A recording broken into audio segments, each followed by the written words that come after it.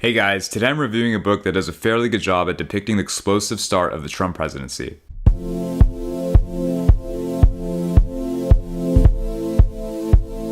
Fire and Fury Inside the Trump White House by New York writer and journalist Michael Wolff gives readers for the first time ever a detailed, intimate view of the controversial first 9 months of the Trump White House. This book is mostly about the office politics surrounding Trump's inner circle of his campaign supporters, military generals, and even his own children and son-in-law. The book is a deep dive into the often conflicting personalities influencing the White House. It's an explosive account of some serious White House drama with many elements of a dysfunctional family, all gossiping, conspiring, and acting against one another, with Trump as a godfather-like figure at the top who often acts less rationally than everyone else. The general takeaways of this book are embodied by the answers Wolff seems to elicit to the long-standing questions those in the media have painstakingly sought to find. Like, how does the White House staff really perceive their commander-in-chief? What inspired Trump to claim he was wiretapped by the Obama administration? What was the real motive behind Trump's firing of FBI Director James Comey?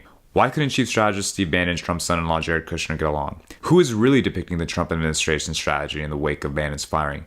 And my favorite question, how did some within the White House know how to get through the president while others failed miserably? My own major takeaway from this book is that it is fundamentally a story about clashing personalities on a level that we have perhaps never seen in the White House. I think the principal strength of this book was Wolff's access to some key players surrounding the president. Wolff conducted some interesting interviews with Trump's infamous strategist Steve Bannon and former chairman and CEO of Fox News Roger Ailes. Moreover, Wolff seemingly uncovers the thinking and actions of Trump's daughter Ivanka and son-in-law Jared Kushner, which he conveniently calls Jarvanka, former campaign manager and White House counselor Kellyanne Conway, and former communications director Anthony Scaramucci. Wolff basically wrote this book by crashing a couch on the west wing of the White House while waiting for people who would be willing to chat with him. Trump was initially okay with having Wolff around the west wing. It has been speculated because he wrote a favorable article on the real estate mogul many years ago. But many of the different political groups that made up the administration did not share the same enthusiasm as the president.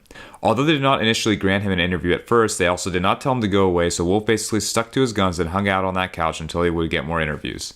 I think the book suffers from two major weaknesses.